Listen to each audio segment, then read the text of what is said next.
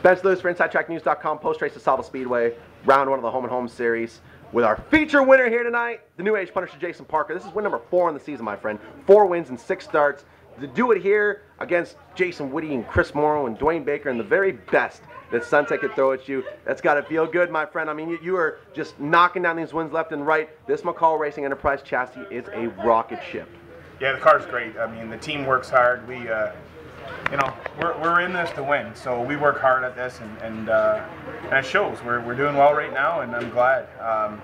Yeah, like you said, the guys that were here tonight are the best of the best. So, you know, I've been waiting for this race. Last year, we had a terrible starting position, finished 3rd. This year, I was hoping for a lot out of this race. This is a big race for me. I mean, we get to showcase our talents at our own track, which gives you an advantage. We go to Sunset. Those guys have an advantage over us, and you know, it was nice to show here what we've got. Starting from the 2nd row, and you didn't ride there for very long. I mean, a lot of guys, I think, when we spoke with them pre-race, were saying that they were gonna hang around a little bit and go for a late race push. You did the opposite. You got on that loud pedal quickly and jumped out to the top 2. Did you know something that everybody else didn't? It just seemed as though you had all the faith in the world in your equipment that it would be there for you at the end. Well, I mean, the car works great. I mean, we've had some long runs here. You know, it works good. And Jason Whitty starting on the outside, he got going. I mean, he was going like a rocket. Like, there was no choice but to go. I mean, he was going to lap us if we didn't go. So we tried to stay with him. He had a great car. You know, nice guy.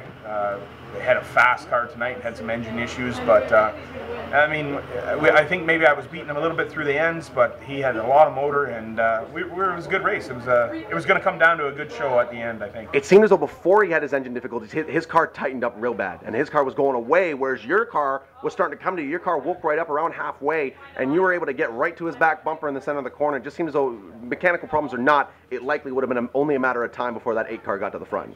Well, I'd like to think so. I mean, it was working great, and we did some things to set us up for a long run. I didn't know whether we were going to have a long run with 26 cars starting. We weren't banking on a long run, but it worked out.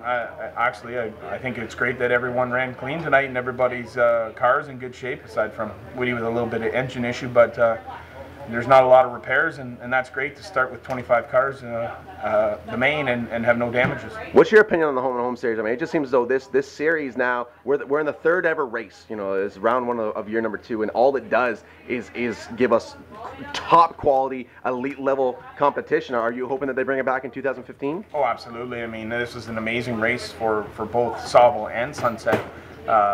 You know, it's good to get us all together.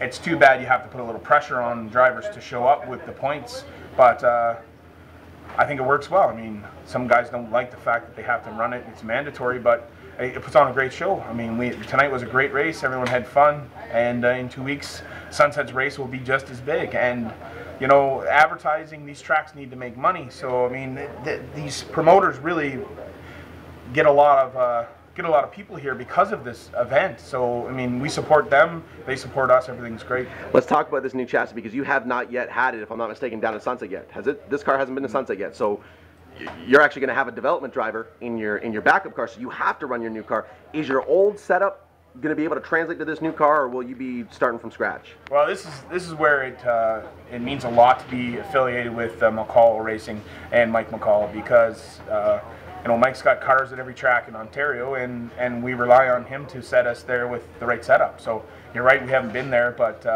Mike and I have talked about doing some testing there before we run there, and I'm sure Mike will have a setup that we can put in the car and it'll work good. I know that it's not possible. A lot of support. Thank the folks that get this number 8 car to the racetrack every Saturday. Yeah, the sponsors are a huge part to my racing team, and I'd like to thank Prestige Contracting, Baxi Marathon, Keep Right, McDonnell Fuels, Saugeen Schwartz Transmission, Can Do Homes, Ron Gibbons Construction, and Krabby Joe's in Port Elgin and Hanover. Now, this is normally the part of the interview where we say where people can follow you on Twitter, but you're not really much of a Twitter guy. So if you want to follow Jason Parker, you got to come to Sauble Speedway. Yeah, come hang out. Just stop by. He'll have the red solos for you. You got it. You come hang out. The New Age Punisher Jason Parker, ladies and gentlemen, round 1 of the Home and Home Series winner. We'll see him at Sunset in a couple of weeks.